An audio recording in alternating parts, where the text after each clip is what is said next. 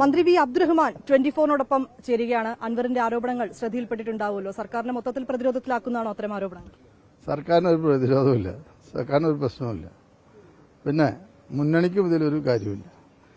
മുന്നണി എന്നുള്ള രീതിയിൽ, പാർട്ടി എന്നുള്ള രീതിയിൽ എല്ലാ കാര്യങ്ങളും അദ്ദേഹത്തെ പറഞ്ഞ് ബോധ്യപ്പെടുത്താൻ ശ്രമിച്ചിട്ടുണ്ട്. നിങ്ങൾക്ക് തന്നെ അറിയാവുന്നതാണ്.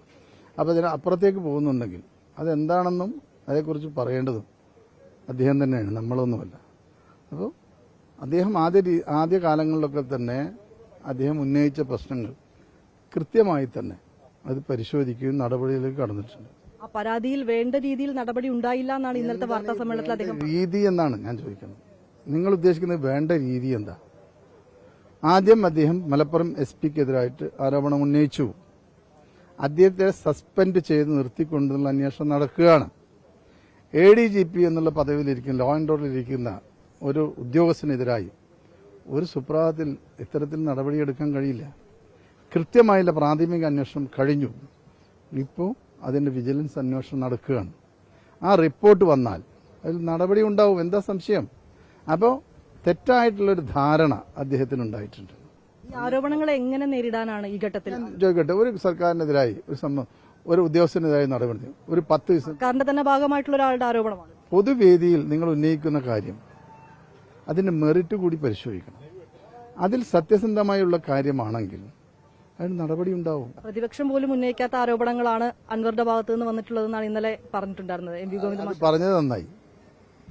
ഗോവിന്ദൻ മാഷ് അടക്കമാണ് പറഞ്ഞത്. നിങ്ങൾ പറഞ്ഞത് തന്നെയാണ് അതിന്റെ ഉത്തരം. ഇപ്പോൾ നിങ്ങൾ പറഞ്ഞത് തന്നെയാണ് അതിന്റെ ഉത്തരം. അപ്പോ കൂടുതൽ സർക്കാരിനെ പ്രതിരോധത്തിലാക്കുകയല്ലേ? ഇല്ല, ഒന്നുമില്ല. അവിടെയാണ് നിങ്ങൾക്ക് തെറ്റിയത്. ഇത്തരം കാര്യങ്ങൾ എന്തെങ്കിലും ഒരു കണ്ടന്റ് ഉണ്ടായിരുന്നെങ്കിൽ അത് പ്രതിപക്ഷം ഏറ്റെടുത്ത് നടത്തുമായിരുന്നു. ഇവിടെ പ്രതിപക്ഷത്തിന് പോലും ബോധ്യമായ ഒരു കാര്യം ഇത് തെറ്റാണ് എന്നുള്ളത് കൊണ്ടാണ് പ്രതിപക്ഷം അത് ഏറ്റെടുക്കാത്തത്. ഈ മുഹമ്മദ് റിയാസിന് കൂടുതൽ പ്രാധാന്യം നൽകുന്നു എന്നൊരു കാര്യം അദ്ദേഹം ഇന്നലെ സൂചിപ്പിച്ചിരുന്നു. താങ്കൾ കൂടി ഇതിന്റെ ഒരു ഭാഗമാണല്ലോ, സർക്കാരിന്റെ ഉൾപ്പെടെ ഭാഗമാണല്ലോ. അങ്ങനെ തോന്നിയിട്ടുണ്ടോ ഇപ്പോഴും? ഞാൻ ചോദിക്കട്ടെ, ഏറ്റവും കൂടുതൽ പ്രാധാന്യമുള്ള വകുപ്പുകൾ ഏതാ? ഒരു പ്രോട്ടോകോളുണ്ട്. അത് പ്രകാരം എല്ലാവർക്കും അതിൻ്റെതായ പ്രാധാന്യമുണ്ട്. ഓരോ വകുപ്പുകൾക്കും പ്രാധാന്യമുണ്ട്. അതിലപ്പുറം പുതിയൊരു പ്രാധാന്യമുണ്ടോ എന്ന് എനിക്കറിയില്ല. റിയാസ് താഴെ തട്ടിൽ നിന്ന് വളർന്നു വന്ന നേതാവ്, SFIയിലൂടെ വളർന്നു വന്ന് പാർട്ടിയുടെ ഉന്നത പദവി വഹിക്കുന്നു. അതോടൊപ്പം തന്നെ അദ്ദേഹം ഈ മന്ത്രിസഭയിൽ അംഗമാണ്.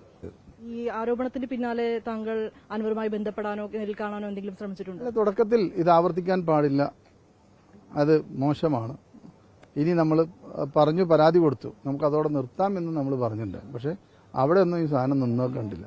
തീർച്ചയായും അദ്ദേഹം സൂചിപ്പിച്ചതുപോലെ PV അൻവറിന്റെ പരാതിയിൽ വേണ്ട നടപടികൾ എടുക്കുന്നതിനുള്ള തീരുമാനങ്ങൾ ആയിട്ടുണ്ട്. അത്തരം നടപടികളുമായി മുന്നോട്ട് പോവുകയാണ്. ഇതിനിടയിൽ ഇങ്ങനെ ഒരു പ്രതികരണം അദ്ദേഹത്തിന്റെ ഭാഗത്തു നിന്നുണ്ടാകാൻ പാടില്ലായിരുന്നു എന്ന് തന്നെയാണ് മന്ത്രി വ്യക്തമാക്കിയിരിക്കുന്നത്. ഡൽഹിയിൽ നിന്ന് ക്യാമറാമാൻ ജിതീന്ദ്രനോടൊപ്പം വിനീത VG 24.